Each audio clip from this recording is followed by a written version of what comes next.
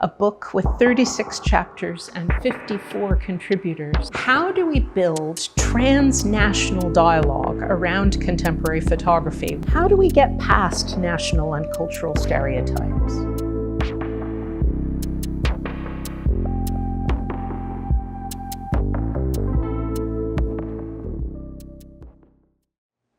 So, my name is Lucy Soutter. I'm the course leader of the Expanded Photography MA at the University of Westminster. And I'm an artist and a critic and a photography theorist. So I recently finished co-editing a book called The Routledge Companion to Global Photographies, a book with 36 chapters and 54 contributors. And it was just published last Friday. The book is available free online to read, but I haven't seen a physical copy yet. I'm here today to talk to you about the process of producing the book because it was an experiment in how to produce a collaborative, non-hierarchical collection of texts from around the world with the desire to share hyper-local practices, and in the process to offer a big picture, though of course an incomplete picture, of how some international practices are intersecting and connecting. Originating in the UK, but including content from many different continents, the book sets out to break down the binary opposition of center and periphery so that a broader range of practices can be shared, honoring their local and global meanings while seeking broader understanding. We're very conscious of the way that England has been a major player in the history of colonialism around the globe, with a sense of intellectual arrogance in the writing of history and the production of academic discourse. So from the start of our project, we were less interested in promoting our own intellectual agendas from a UK perspective than in providing a platform to explore how our photography colleagues in other continents might be working and how they might be thinking about it.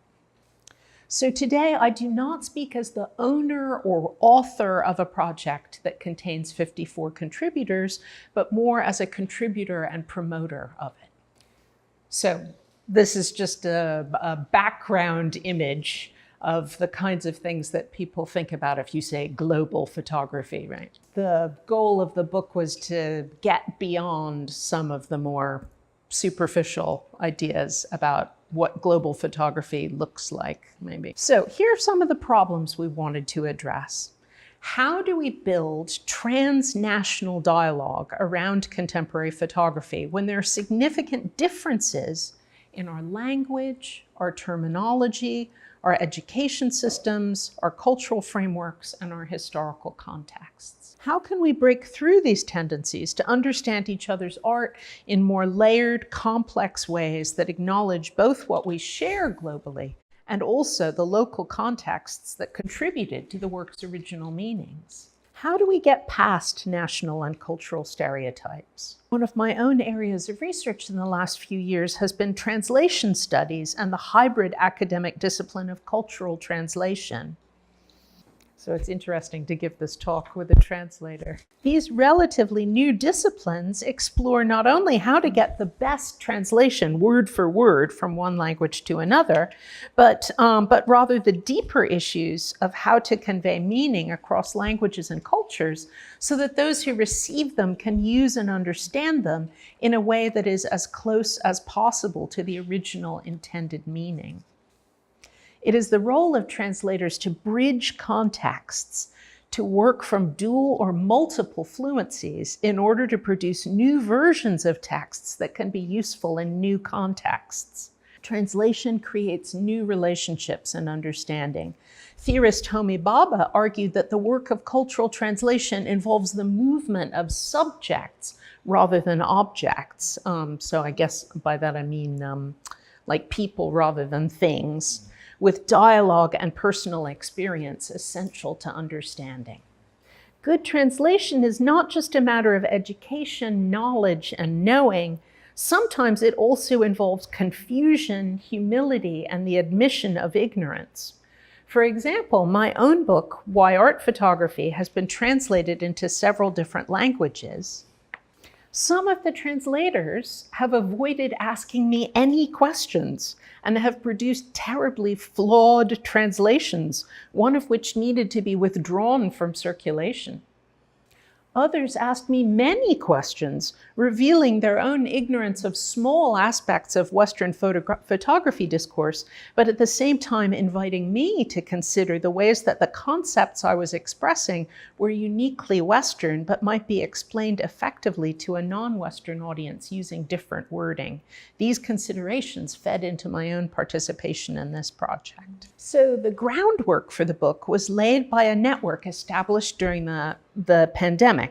The Global Photographies Network started in the UK in 2020 as a platform for photographers, scholars, and educators from all over the world to meet online to share work and ideas. During the first COVID lockdown, we could not leave the house and started to live and work through our computers. So this picture is of my whole world during the pandemic, my whole world in my little office. So this allowed us to think about reaching out to the world in a new way. A group of photography educators at different UK universities reached out to all our international contacts to see who might be interested in participating.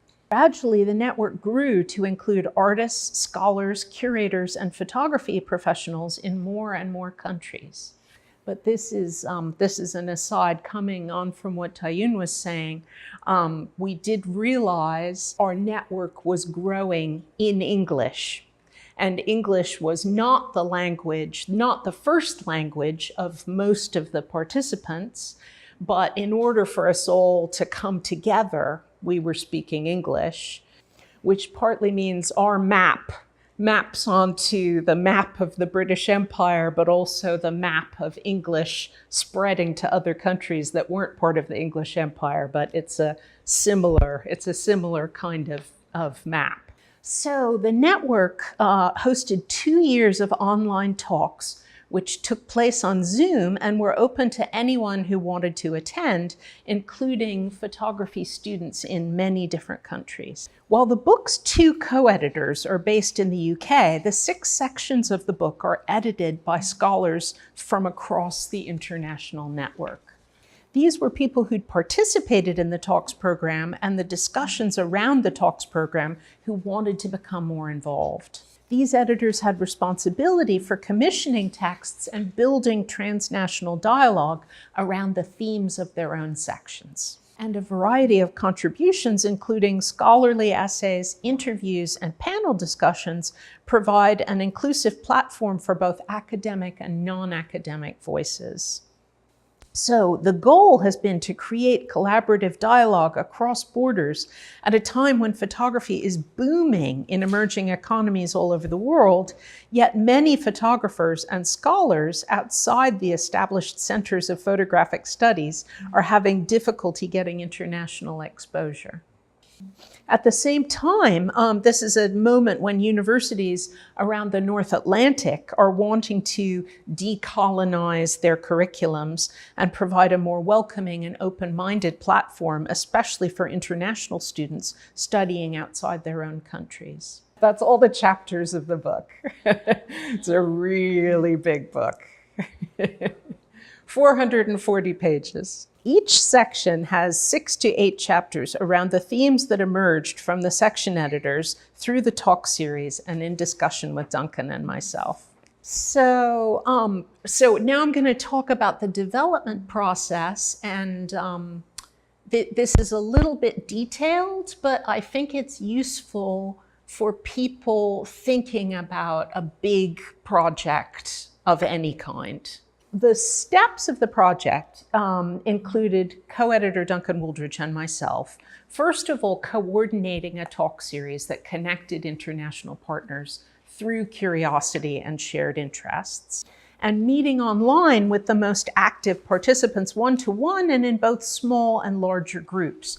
This ensured that people felt comfortable articulating their ideas, their interests and positions. So we were encouraging themes and content and contributions to be initiated from all parts of the network. So this was important to break down hierarchies of center and periphery and to shine a light on previously underrepresented practices and debates. So we were empowering participants to be commissioners and editors and interviewers, and this structure allowed new networks to be formed and new discussions to develop. So we were supporting different kinds and levels of participation related to contributors' interests, skills, and availability. We knew we were operating from a historical center of photography scholarship, and so we were able to bring a certain amount of institution and financial power to the table, so contributors could each get a small fee. But we wanted to use these resources to give a platform to voices that might not ordinarily be heard and to support participants to produce an international output that they might not have produced otherwise. So we included early career academics and non-academics, and this was particularly important as many countries do not have an existing formal education system for photography. So, in thinking about English as a kind of problem, we were looking out for issues around language and cultural translation, and several of the texts were written in other languages and translated into English. So, after all this talk about around the book, here are a few images from the book. So the section about photography and climate change was edited from the perspective of the Global South. The two editors are from South Africa. So this is a project thinking about e-waste. The section of the book even has a chapter about photography in Antarctica. The section on decolonial practices involves some really useful interviews with theorists to help understand the idea of the decolonial, and of course includes photographers whose work can be read through this lens. So this could be a whole nother lecture of its own. But one of the strategies that gets talked about in this chapter is artists working with archival materials to reclaim lost histories. So the third chapter about gender and queer theory, the editor of the section, Alejandra Niedermeyer, is from South America. So there's a sort of South American flavor to this section of the book. And a lot of the practices in this section are particularly activist. The fourth section of the book is about new materialities, so photography moving into the space of sculpture and installation and performance, among other things. And again, this is a South African artist working with her own personal archive of family photography. This section also looks at exhibitions, photography exhibitions, and ways that they're changing around the world and working with materiality in new ways. This is a very complicated project about AI and archaeologists from Cyprus. So the fifth section of the book is about forming communities, networks, and platforms and institutions. And this section was partly about how photography circulates today. And this project involves groups of African artists taking road trips together. So this section looks at examples of very different ways that people are, different kinds of photography education, different kinds of photography circulation in different parts of the world. This was one example of a photography festival in Ireland that started from nothing and went to have a festival and a bookshop and a magazine and a website and a competition and lots of things. The final section of the book is about photo books and how they're being used all over the world. And this section was edited from Southeast Asia with one editor in Taiwan and one editor in Singapore. Because photo books are particularly important in places where there maybe are not so many galleries and museums and festivals. So next we're thinking about global photographies and circulations, a set of activities around photography and its distributed knowledges and practices. So we're looking at cross-network mentoring of emerging photographers and scholars and curators, and transnational workshops for photographers and writers, and Zoom is really good for this. Developing PhD studentships for people to travel. And we want to look at exploring more sustainable shared distribution for photography, ways that publications and exhibitions could become more sustainable. And we want to catalyze other aims and activities as identified by existing and emerging photographic partners in discussions around all the launch events we'll be having for the book in the next year. And we could think about what's happening in this room today as being one of those events that ideas might come out of. And we hope to have a conference at the Museum Hanmi in spring of next year. Conclusion. So the Global Photographies Network, which originated in the UK and was funded by a UK research grant, can be seen as taking steps to decenter Western photographic practices and debates. We're trying to create a collaborative model within which new networks can form, new dialogues take place, and local practices and debates be circulated, which might not otherwise have traveled beyond their point of origin. Look forward to seeing where it takes us next. Thank you very much.